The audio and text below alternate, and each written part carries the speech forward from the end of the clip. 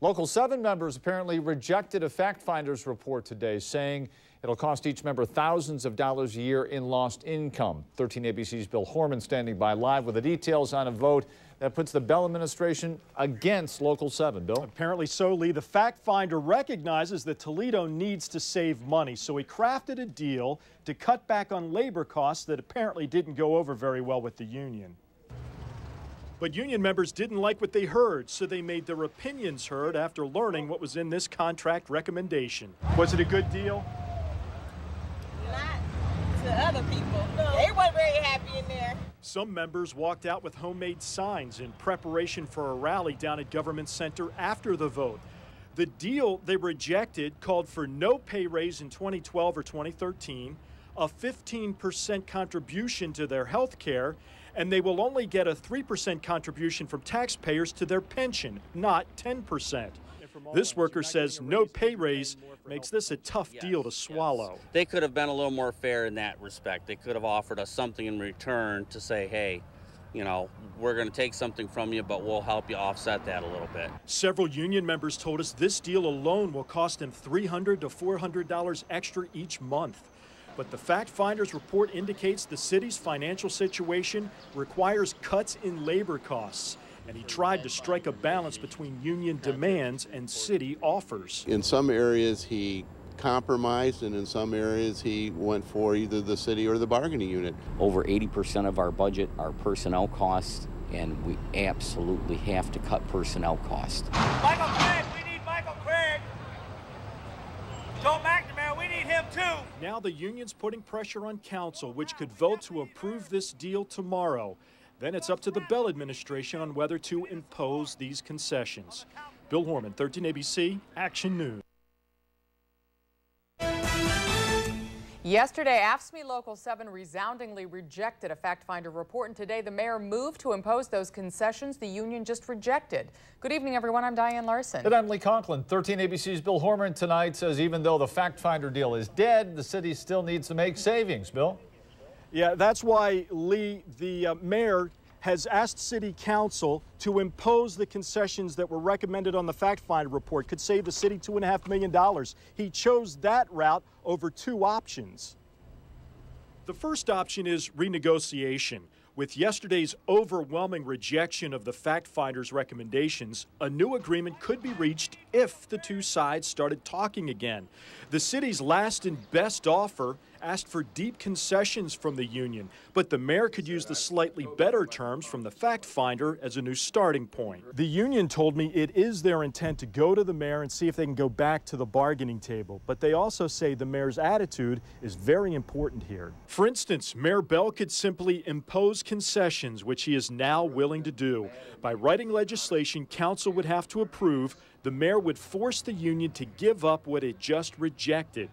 Yesterday, the mayor indicated the fact finder's report works for taxpayers. As a person who has reviewed that fact finder's report, I'm comfortable with it, so I would have no reason to reject it. But the anger felt by union members could backfire on the mayor, and that brings up an option for the union. A union strike. A spokesman for Local 7 told us today the union wants to do something to help the city save money, but he said the fact finder report takes too much, too soon, and cuts too deeply into members' pocketbooks, and that imposed concessions could force the union to respond by authorizing a 10-day strike notice. But Councilman and former union president Mike Collins says a strike seems unlikely. In this financially difficult time, will members of the bargaining unit strike? I would think not. The union insists a strike is a last resort, but they say it is also on the table.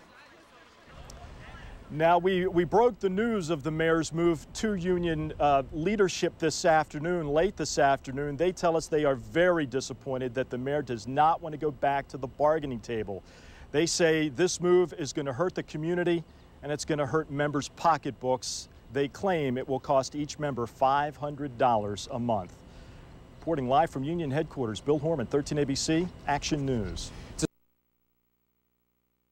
tomorrow, City Council is likely to vote on concessions on whether to impose concession, that is, on AFSCME Local 7. A fact finder recommended workers pay more for health care and pensions, but 13 ABC's Bill Hormann reports that the union is calling on supporters to pressure City Council into voting against the concessions. Bill? The unions are fighting those concessions through phone calls to supporters and with a strong show of union solidarity.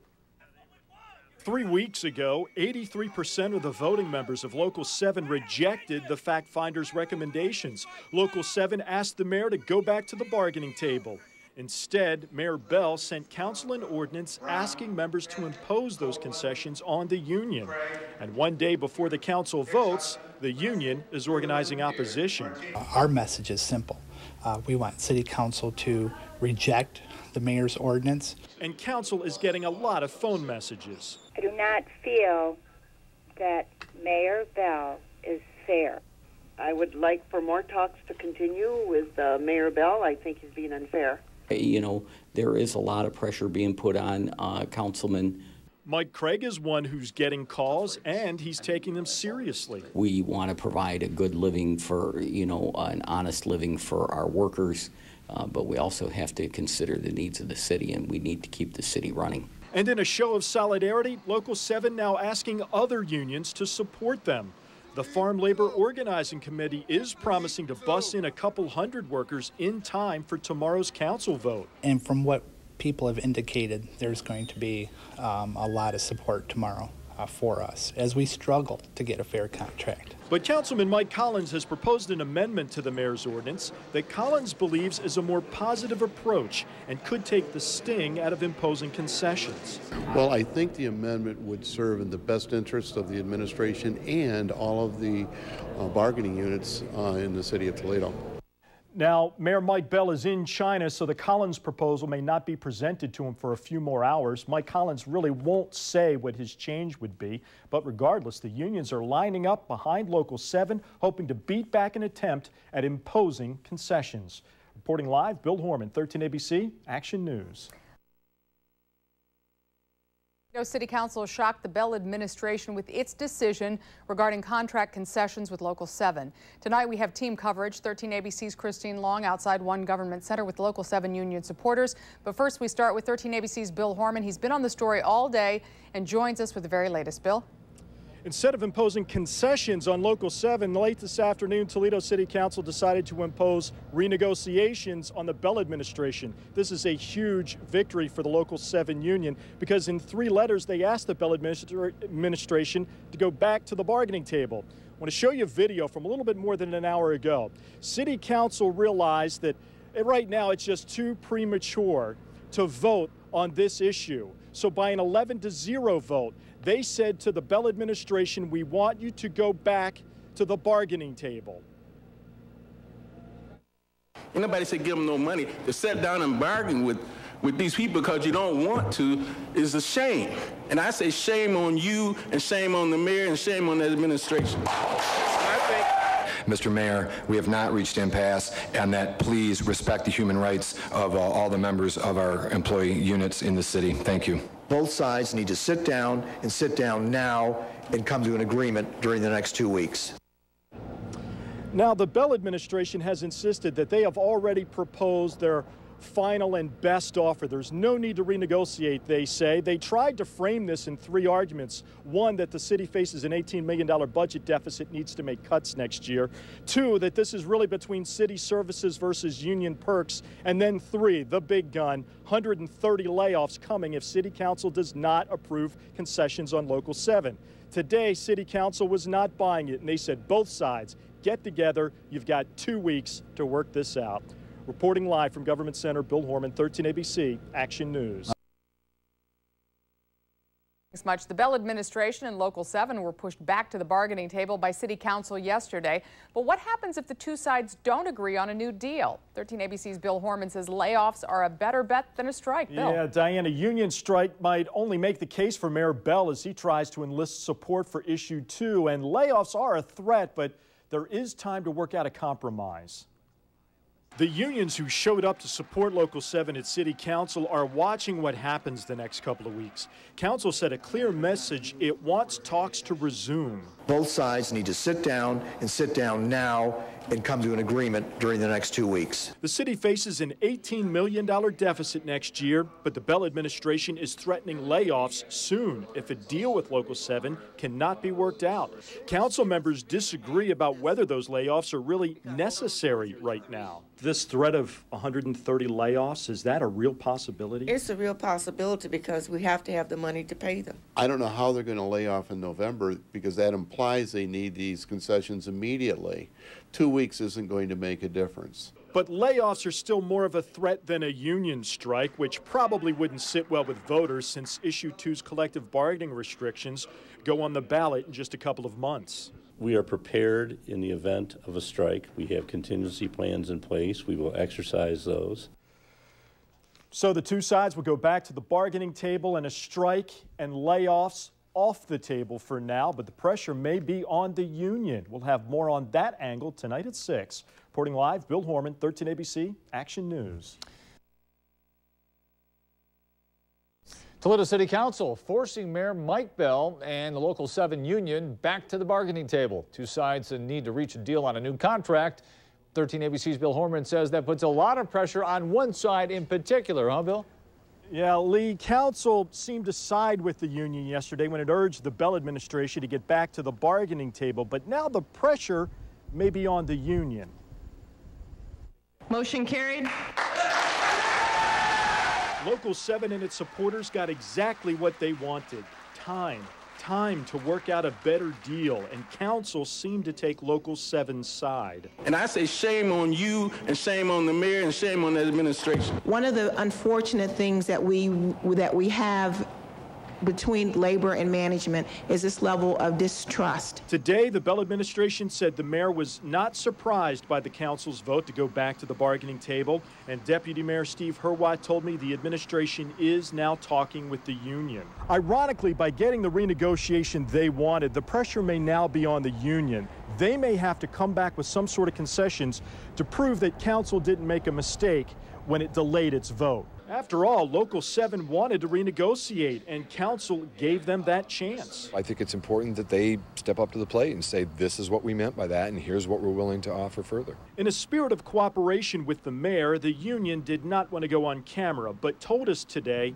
both sides have to be willing to move off their positions for the common good. That indicates the union's willingness to avoid 130 layoffs by agreeing to some sort of concessions. Toledo faces an $18 million deficit next year, and the union says it understands that financial strain. That's why, by getting what it wants, the union now faces the pressure to work out a deal. You asked for 2 weeks, you've got your 2 weeks, use it productively. And the other 4 unions that have new contract negotiations with the city know what happens over the next 2 weeks will be a framework for what happens with their negotiations. Bill Hormann, 13 ABC Action News.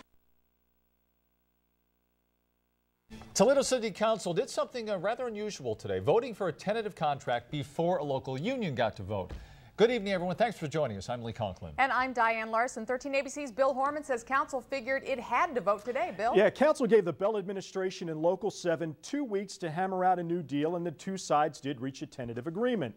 Today, City Council approved the deal because it said it would, even though the union won't vote until tomorrow. Since union votes didn't match the registration numbers last week, Local 7 has to hold another vote Wednesday on this new tentative deal it just reached with the city.